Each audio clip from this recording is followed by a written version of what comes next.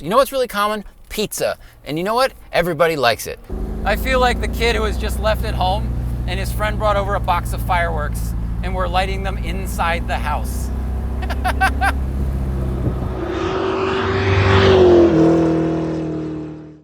If you're like me and you grew up around hot rods, then you really like V8s and the torque and the noise and the somewhat stupidity of them, the animalistic acceleration they can provide.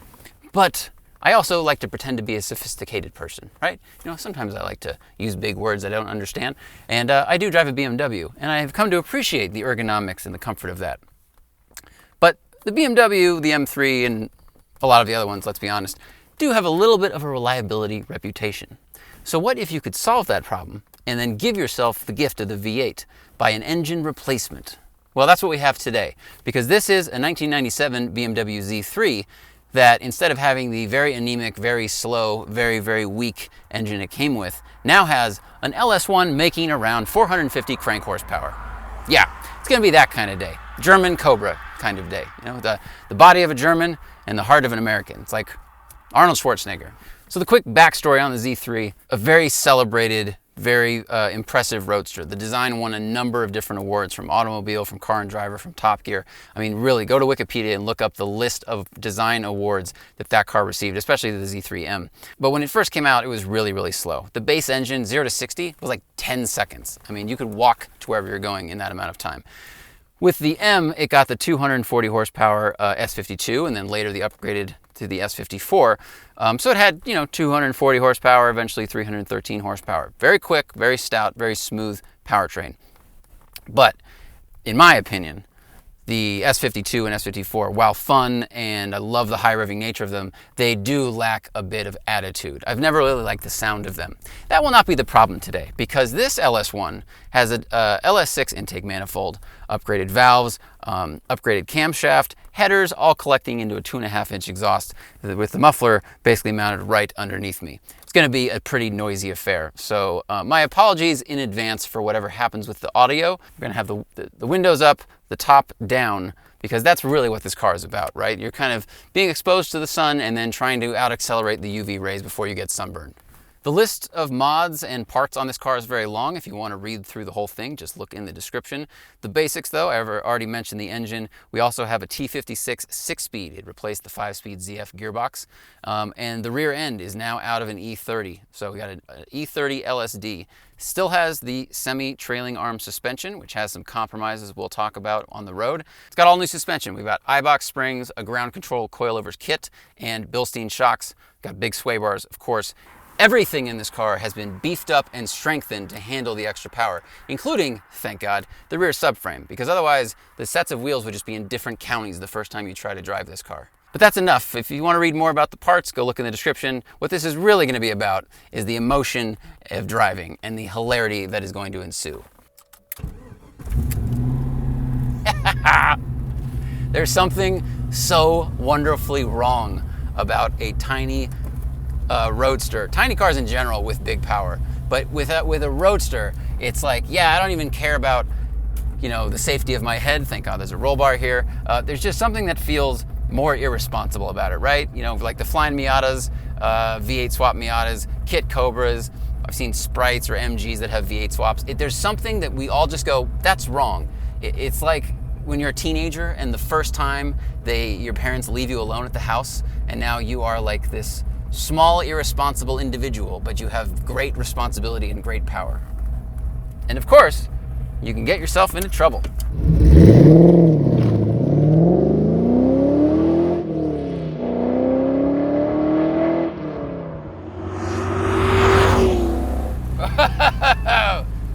Hello.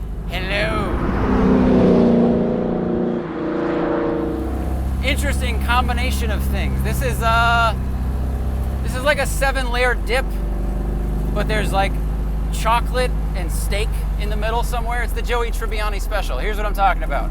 The engine sounds like an LS. It sounds smooth, it feels smooth, it's got a lot of torque down low. The shifter is really stiff. T56s are like that. They're very notchy, almost heavy. So those controls have like a stoutness to them. But then the steering is really light.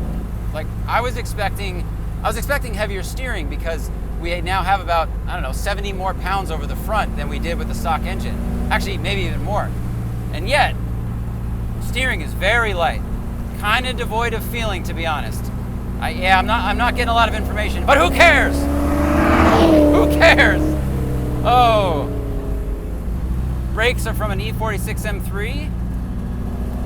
Seem to haul it down pretty well. This car in stock form was like 3,100 pounds, you know, give or take. So if you're looking at this car, you might be thinking, well, that doesn't look like a regular Z3. Correct, it looks like a Z3M.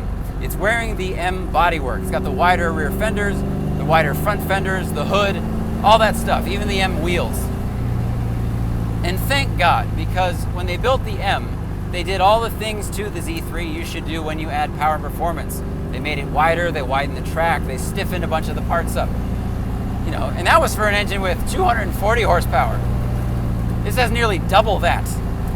This is a 98 Z3M where you hit ×2 on the horsepower. You hit the double multiplier in Mario Kart. Unreal. Unreal.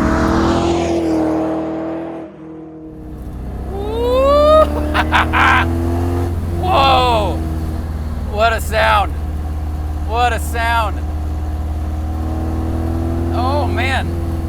In that corner, it just like, it leans on the tire a little bit, and then you gas it and it squats. And then it just goes. It doesn't feel too stiff. It's got like a, I don't know, a vintage honesty to it. Kind of like a Miata. Miatas tend to have a bit of body roll. Whoa, okay. And then it starts to really go. It starts really going. Yeah, this is not 0 to 60 in 10 seconds. This is 0 to 60 in like 4.5. Man, seats hold me in really nicely. I mean, this is a full Z3M conversion on the interior. It's got the door cards, the seats, everything. Oh, the sound, the sound. I am not a big convertible person. I don't really like the way they look, and I prefer the shade, but you are never as connected to the sound of your car as when there is no glass or roof impeding the connection. Okay, probably hearing a little bit of vibration. This has a really rigid transmission mount. It also has really, really rigid bushings. And the owner of the car, Brent Gills, he's a comedian. Check him out on Instagram. Really funny guy. When he bought this car, it already had these really hard bushings on it, and he does take it to the track. Big credit and shout out to Brent. He tracks this car. This is his educational car. He bought a car because he wanted to learn about swaps and track driving. Like the guts to start your track driving education with something like this. Is it the best idea? I mean, something with less power would be a little more forgiving. I wouldn't recommend it, but I respect the hell out of someone who owns a car with this kind of performance potential and wants to explore it safely and in the correct manner. And I think he will be a better driver on the other side of these things, because this is a little bit compromised, and we'll get to that in a second. But it's got these really hard bushings and stuff, and he wants to get rid of that because he does drive it on the street. And it's not that it feels too firm on this road, it's just that at some RPMs I'm hearing and feeling weird vibrations as everything just kind of shakes and grinds. But man, when it's in the right gear, the right RPM, and look, I mean, look at the speed. The grip is really good. It's got good tires. I really like the suspension. I am feeling no bumps through the seat of this car, but it does not feel too soft. I mean, here we go. Oh, you psychopath. Oh. Brent, you crazy man. I'm gonna turn around up here. Little exhaust smell, that's fine. That's fine. If you've ever heard me talk on this whole entire podcast, you might remember that my dad and my brother and I built a Kit Cobra, so I feel right at home in this. You know, the engine's too big, the car's too small, you're exposed to the elements, you get a little bit of gas fumes when you breathe. But yes, This is my jam. This is my safe place. Even though it's very unsafe in some ways. All right, let's try. All right, I gotta try it from like, I don't want to bang first to second. He said the shifter can stick a little bit. I think, you know, to Brent's credit, this is a work in progress. He bought it from a friend of his that had owned it for 7 years and let it sit in a yard. So Brent rescued this. This is like a rescue animal. This is a rescue dog that doesn't poop or eat things, but is also not the most predictable, and it could hurt you if you get it wrong. Whoa! Whoa! Got a bump coming up. All right, we got a motorcycle. There's the bump chasing us. I will let him by because he's more familiar with his vehicle than I am. Little exhaust smell. I feel so at home in this thing. Oh my God. This is muscle car meets handling. I mean, I have modern BMW ergonomics that are really comfortable. My visibility is great. The seat's holding me. But then the sound and the emotion is Kit Cobra. It's old school motorsport. It's like IMSA, you know, back in the 70s when it was just like, what's the fast engine? Well, we got a V8 or we got a V8. Unless you're a Porsche, I know they made turbo engines and stuff. Oh. And I mentioned the fly-in Miata V8s before.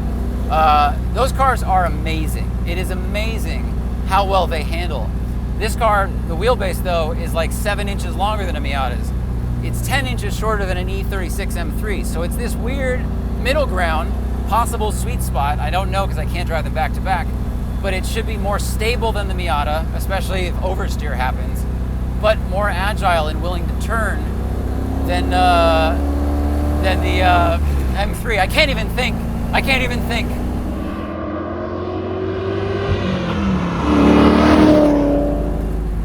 mean, it's not perfect.